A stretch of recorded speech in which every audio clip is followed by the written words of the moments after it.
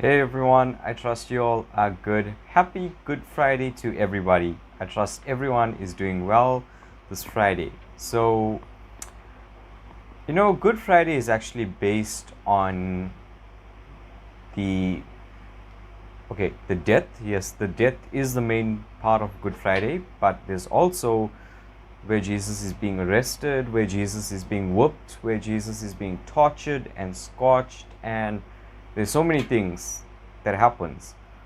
And that's what we hear most about every Good Friday or every year on a Easter Friday, or as I like to call it, a Sacrifice Friday.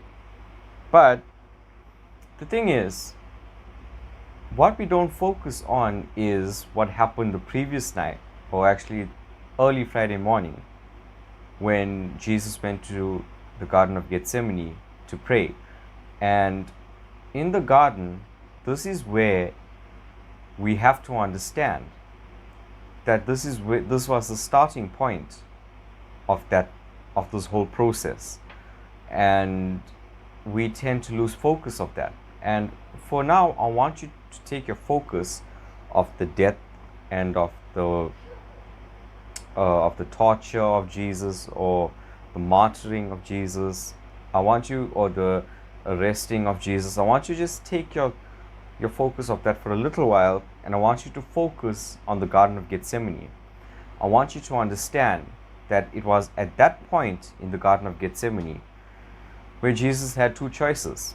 Now remember, when God created when God created man, He gave us the authority to make our own decisions, and He gave us the authority to make our own, to make our own decisions, to do our own things, and to make our own slip up and mistake, and eventually learn from our mistakes.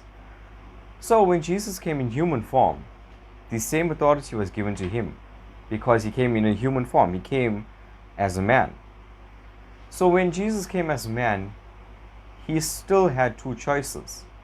And in the Garden of Gethsemane is where He had these choices, was either to give up and walk away, or to stay there and fulfill the Father's purpose for Him. And His love for us, His love for the world, is what drove Him to actually go to the cross. So today I want you to focus on the fact that it was the love of Christ that drove Him to go to the cross, that pushed Him forward, that helped Him stay strong the whole way. And we focus too much on the fact that, He got whooped and He got betrayed. But the thing is, it was all His choice, and He still went with it. Knowing the consequences, He still said, I am going to go through this. I am going to save this world of ridicule and of hatred and of anger and of sin, because this is what I was sent for. And in Mark chapter 14 verse 32 to Mark chapter 15 verse 41 is a whole process from the Garden of Gethsemane to the death of Christ. But the thing is, the Garden of Gethsemane is so important. He goes and prays and asks the Father, if it's possible, please remove this cup of suffering away from me. And imagine a stack of bricks or stack of blocks on your back. Not even a stack, maybe 10 stacks of them. You won't be able to move. You will be crushed. Your bones will be crushed. Now, Jesus was carrying the weight of the world, past, present, future, where we weren't born even at that time. So I want you to understand today that because we weren't born, and generations after us are not born yet, He still decided that, hey, I'm going to go to the cross. I am going to die for these people and save them.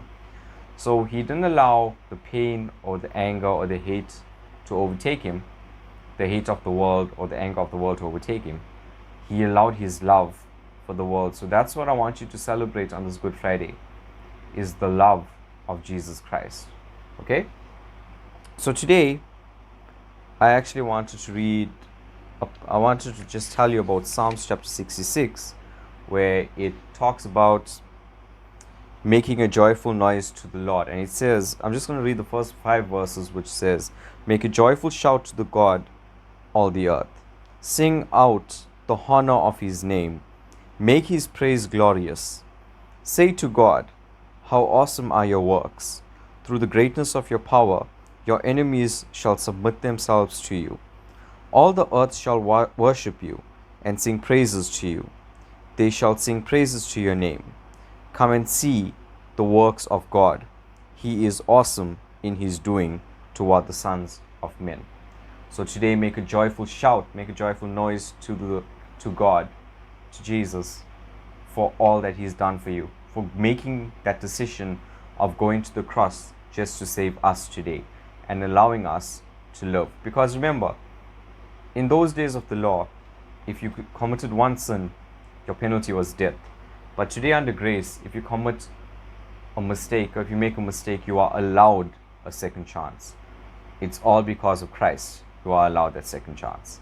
So have a good Friday, a good long weekend. Enjoy this time in the Lord. God bless you.